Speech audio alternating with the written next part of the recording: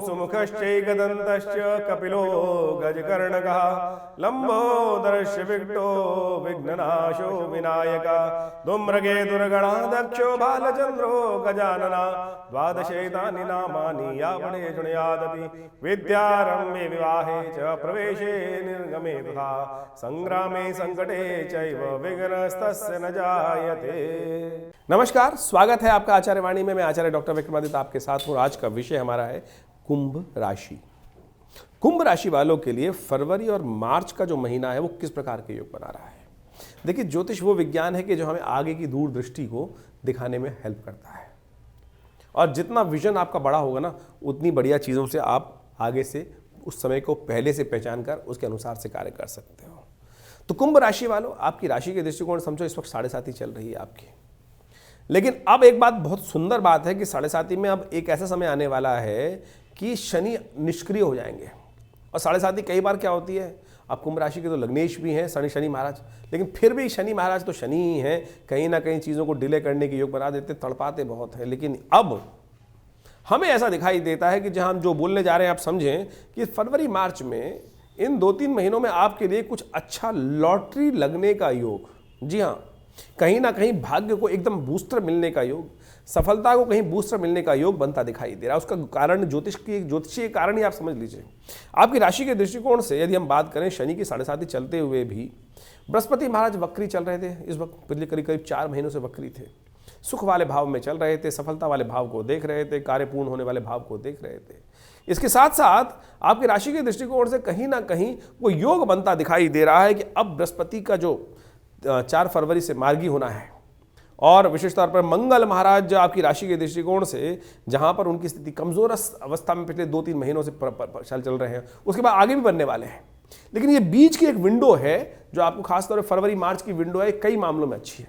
इस दौरान क्या होगा, 23 करीब फरवरी को शनि हो जाएंगे अस्त, 7.5 का प्रभाव हो जाएगा खत्म। तो शनि चुप हो जाने वाले हैं। शनि जब चुप हो गए, आपकी राशि के दृष्टिकोण से राशि के स्वामी हैं, लेकिन 7.5 का प्रभाव, जो नेगेटिव प्रभाव है, उसको उन्होंने खत्म करने का योग बिल्कुल ज्योतिषीय दृष्टिकोण से। जब अस्त हो गए, दिखना ही प्रभाव बंद हो गया, सूर्य के बिल्कुल सन्निकट आ गए। अस्त होने का मतलब ये होता है, कई बार क्या तथाकथित तौर पर लोग बोलते थे अंधे। एक ज्योतिषी महाराज ने हमको लगा कि एक विवेचना करते हुए, एक लेक्चर में देते हुए कुछ दिन पहले बोले ज्योतिषी शनि अंधा। अरे भैया, ऐसा कहाँ, क्या स्थिति है।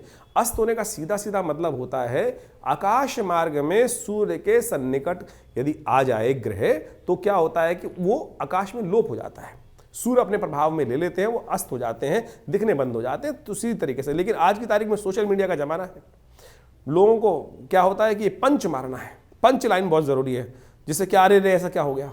इस पंच की लाइन में शनि को मत बोला, कोई ऐसा बोले शनि चढ़ गया ना जिस दिन, तो आपके जो वास्तविक तौर पे क्या करेगा वो समझ में आएगा। तो इस बात को ध्यान लेना चाहिए कि जिह्वा का व्यापार बहुत सावधानी के साथ हो। तो शनि महाराज अस्त होने जा रहे हैं। ये अस्त होते ही शनि आपके लिए बहुत सुंदर रहेगा। 7.5 का नेगेटिव प्रभाव इस कारण से, इसलिए बोल रहे हैं शनि आपके लग्नेश है, अस्त होने से कहा जाता है, लेकिन आपकी 7.5 इस वक्त चल रही है, तो इसलिए समस्या का कारण है। तो आप समझें, तो आपकी राशि के दृष्टिकोण से शनि का अस्त होना आपके लिए बहुत अच्छा रहेगा। वहीं बृहस्पति पूर्ण ताकत में रहेंगे, मार्गी हो गए हैं, और ये जो योग बना रहे हैं वो आपके लिए बहुत अच्छा योग बनाते हैं। साथ साथ मंगल भी 14 फरवरी को वो मार्गी हो जाएंगे। मंगल महाराज आपके बुद्धि वाले भाव में चल रहे हैं, वहां पर कुछ नया, बुद्धि में कुछ नया उत्साह बढ़ने के योग बनाते दिखाई देंगे। चीजें सही रूप में आपके समक्ष आने के योग बन सकते हैं। लेकिन अब आपकी कुंडली में देखना पड़ेगा कि मंगल की स्थिति वास्तविक तौर पर क्या है। गोचर के दृष्टिकोण से तो बहुत अच्छा चल रहा है योग, लेकिन आपकी मूल जन्म पत्री में जो मंगल का योग चल रहा है वो क्या है, वो अच्छे से विवेचना कर ली। तो ये 2 महीने ओवरऑल हमको दिखाई देते हैं कि आपके लिए, चाहे आप छोटे बच्चे हैं, बुद्धि पढ़ाई काम करने वाली बात है, यानी एजुकेशन लाइन में है, तो वो भी आपके लिए अच्छा योग बनता दिखाई दे रहा है। या आप यदि व्यवसायी हैं तो उसके लिए भी बड़ा अच्छा योग बनता दिखाई दे रहा है।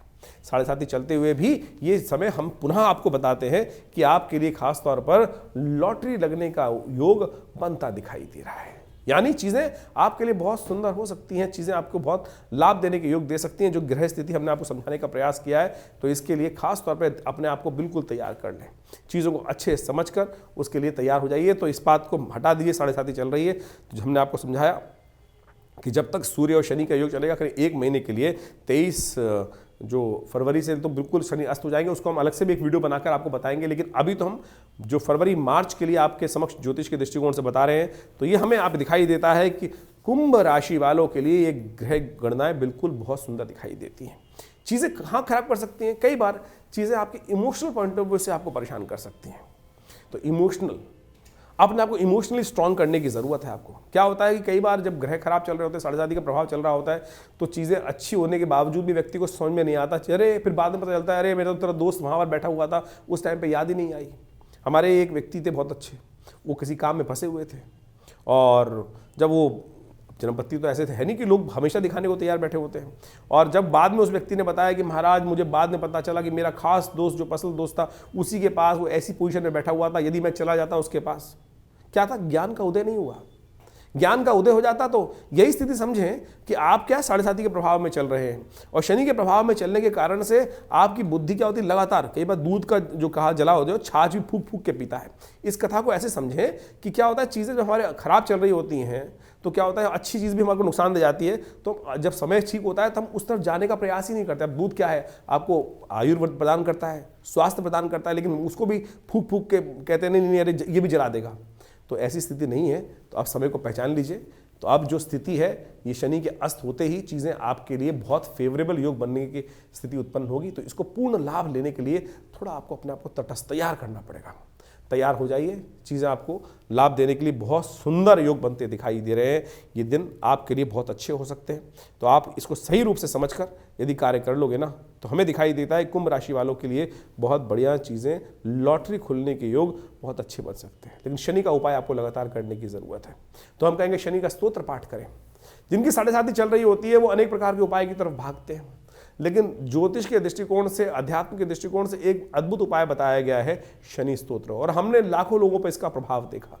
कब शनि की दशा आई, कब शनि की दशा चली गई। तो शनि स्तोत्र का यदि आप नित्य प्रति एक बार भी पाठ कर लें, क्योंकि अभी साढ़े साती अभी करीब 2.5 साल और है, अंतिम फेज साढ़े साती का है, तो उसमें पीरियड में कहीं ना कहीं झटका लगने के योग बार बार आपके समक्ष आते रहेंगे। तो उसके लिए अच्छे से उसका उपाय लगातार करते रहें। तो शनि स्तोत्र का नित्य प्रति पाठ करना आपके लिए बहुत अच्छा रहेगा। एक आपके लिए हम उपाय बता रहे हैं, गौ सेवा। इस वक्त गौ सेवा करना आपके लिए ऐसा होगा कि जैसे आपके लिए समस्त कष्टों को दूर करना। और गाय को पालक खिलाना सबसे अच्छा है आपके लिए इन दिनों। गाय के लिए हरी चीज़ें, हरे पालक का एक गड्डी लेकर जब भी दिखाई दे जाए इन 2 महीने में, गाय को अवश्य देखिएगा, पालक खिला दिया। ये आपके जो सफलता के देने वाले ग्रह हैं उनको बहुत अनुकूल कर देगा। थोड़ी सी निद्रा के ध्यान रखना जरूरी है। यहाँ अनिद्रा की शिकायत थोड़ी ज़्यादा इन दिनों परेशान कर सकते हैं। जैसे मंगल बृहस्पति शनि का योग जो है थोड़ी अनिद्रा की शिकायत दे सकता है। उसके लिए ज्ञान मुद्रा का अभ्यास कीजिए, मन को शांत करने का। अनिद्रा की शिकायत इसलिए क्योंकि मन शांत होगा, चीज़ें बहुत तेज तेज चल रही हैं, मन में कहीं ना कहीं शनि भय उत्पन्न कर रहा है। तो इस ज्ञान मुद्रा का नित्य प्रति अभ्यास, ये हमारी चमत्कारी मुद्राएं हैं। बिल्कुल किसी और चीज़ की आवश्यकता नहीं। पहली उंगली अंगूठे के साथ लगाकर जैसे भी आप बैठे हैं, मंत्र जप कर रहे हैं, गाड़ी चला रहे हैं, खाना खा रहे हैं, कम से कम एक हाथ से तो कर ही सकते हैं। तो इस ज्ञान मुद्रा का अभ्यास कीजिए, ये मन शांत करेगा और चीज़ों को सफलता की तरफ ले जाने के लिए, लॉटरी खुलवाने के लिए, पुनः आप बोल रहा हूँ, ये समय है लॉटरी खुलने का। अब इसका मतलब ये नहीं है कि जुआ खेल लो। लॉटरी खुलने का मतलब होता है कि कुछ नया भाग्य से लाभ प्राप्ति के योग बनते दिखाई दे रहे हैं। बाजार में लॉटरी का टिकट खरीदना ये लॉटरी नहीं होता है, इस बात का ध्यान रख लें। लॉटरी का मतलब होता है कुछ नया उत्साह एकदम प्रस्फुटित होकर नई चीज़ें राह दिखाई दे जाए और वहाँ से आपको लाभ के योग बन जाए। जुआ खेलना लॉटरी नहीं है। तो ज्योतिष का ये योग आपने देखा किस प्रकार से बृहस्पति, शनि और मंगल के योगा योग के परिवर्तन के अनुसार से बन रहा है। और फरवरी और मार्च का समय बहुत महत्वपूर्ण रहने वाला है। आपकी राशि के अनुसार से आपने उसका पूरा भविष्य तो जाना, लेकिन इसके बाद साथ साथ हमको ये भी समझने की आवश्यकता है कि ज्योतिष के दृष्टिकोण से आपकी राशि में के अनुसार से समझ लीजिए तो गोचर का प्रभाव हुआ। देखिए, ज्योतिष को अध्ययन करने के लिए और जन्मपत्री का विश्लेषण करने के लिए, आपके भाग्य के संबंध में जानने के लिए बहुत सारे पहलू समझने की आवश्यकता होती है। गोचर का तो संसार पर, पूरे संसार पर व्याप्त जो प्रभाव है वो तो समझ में आ ही रहा है। राशियों के दृष्टिकोण से जो विशेष तौर पर आज पूरे संसार के समक्ष जो एक जनरल वे में कहा जाता है, लेकिन इंडिविजुअल तौर पर उसको सूक्ष्म करने के लिए आपकी अपनी जन्मपत्री, आपके अपने जन्म समय के अनुसार से जो ग्रहों का गोचर आपके ऊपर प्रभाव डाल रहा है, दशाएं कौन सी चल रही हैं, अंतरदशाएं कौन सी चल रही हैं, उसका भी बड़ा महत्वपूर्ण प्रभाव होता है। गोचर का ऐसा नहीं कह सकते, गोचर यानी जो आज की प्रेजेंट ट्रांजिट है वो, उसमें जो ग्रह चक्र जो चल रहा है उसका प्रभाव भी बहुत महत्वपूर्ण है। लेकिन इसको इस प्रकार से समझें कि जो जिस स्तर पर है उसका प्रभाव गोचर में उस प्रकार से होगा। जैसे एक बात समझें आप कि बारिश हो रही है और बारिश एक अच्छी जगह पर होगी, बढ़िया वाले खेत पे होगी तो उसकी उपज बढ़ा देगी। वहीं अगर बंजर खेत पे होगी तो वहाँ कोई फायदा नहीं होने वाला। वहीं नदी में होगी तो उसका क्या, पानी बह जाएगा सारा का सारा। वृष्टि वही है, वृष्टि वही है जो योग हो रही है, बारिश वही जो हो रही है। वहीं एक सुंदर घर जो बहुत बढ़िया से बना हुआ है, वहाँ बारिश हो तो आनंद आ जाता है। वहीं बेचारा एक जो गली है छोटी सी और वहाँ पर कीचड़ हो जाएगी, मिट्टी कच्चे घर का बना हो तो कीचड़ कर देगी बारिश।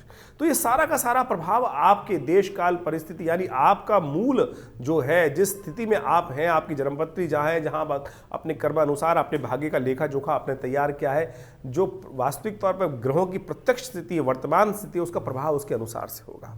तो आपकी दशाएं कौन सी चल रही हैं, आपकी इंटरनल कुंडली के अंदर जो आप अपने जन्म के समय बनवा के लाए हैं पूर्व अर्जित कर्मानुसार से, उसके प्रभाव से क्या स्थिति, कितना बढ़िया स्थिति में ग्रह हैं, कौन से शुभ योगा योग आप पंचमहापुरुष इत्यादि, राजयोग इत्यादि आपकी कुंडली में विद्यमान है, या कौन से दरिद्र योग आपकी कुंडली में। देखिए एक बात समझ लीजिए, आपकी कुंडली में 100 प्रकार के राजयोग बने हुए हैं, लेकिन एक केमुद्रम योग, दरिद्र योग जिसको कहा जाता है, चंद्रमा बिल्कुल अकेले है, कहीं ना कहीं ना आगे पीछे ग्रह उसके हैं नहीं, और साथ साथ कुछ शुभ ग्रहों से दृष्टि भी नहीं है। तो क्या करेंगे वो राजयोग? 100 के 100 राजयोग निस्तेज हो जाते हैं एक दरिद्र योग के आने से।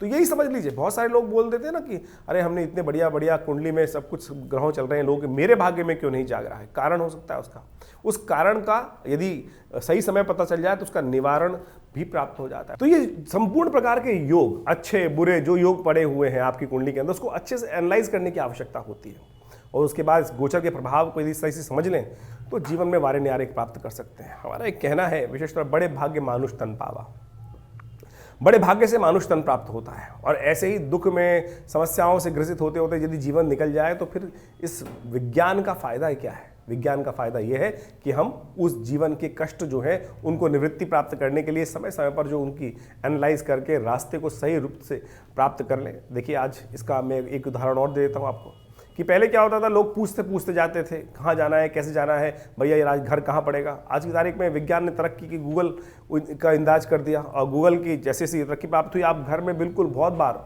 99% तो आप ठीक जगह पहुँच जाते हैं। किसका प्रभाव है? विज्ञान का प्रभाव है।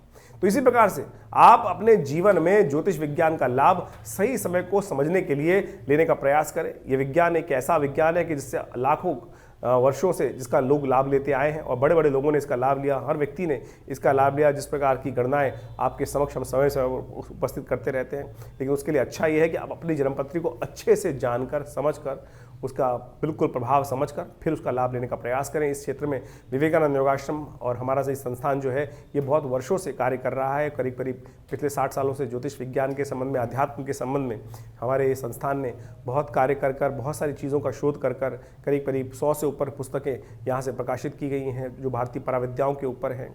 पूरा योग प्राकृतिक चिकित्सा आयुर्वेद का हॉस्पिटल है जो विवेकानंद योगाश्रम में चल रहा है। वहाँ पर ही आप बहुत सारी चीज़ों के साथ जुड़ सकते हैं, और नित्य प्रति भगवान के सुंदर आराधना के लिए यज्ञ इत्यादि जो आश्रम पे होते हैं उसका भी कार्यक्रम आपके समक्ष हम समय समय पर बताते रहते हैं। उन सब के साथ जुड़कर आप आध्यात्मिक लाभ भी ले सकते हैं जो विशेष तौर पर समय समय पर रहता है। हमारे आश्रम से जितने लोग जुड़े हुए हैं, वैसे तो हम अपने चैनल के माध्यम से उन समस्त गतिविधियों के संबंध में आपको अवगत कराते ही रहते हैं, लेकिन जो जो हमारे यहाँ कॉल कर लेते हैं उनको हम व्हाट्सएप के माध्यम से भी समय समय पर आपके प्रश्नों का निदान भी देते रहते हैं, तो आप उनको भी जान सकते हैं। बहुत सारे लोग जो दिल्ली आना चाहते हैं वो रविवार को हमसे मिल सकते हैं। सुबह 8 बजे से लेकर 10 बजे तक एक जो यज्ञ का कार्यक्रम होता है, नवग्रह शांति महायज्ञ, गायत्री महायज्ञ, हर रविवार को रहता ही आश्रम पे।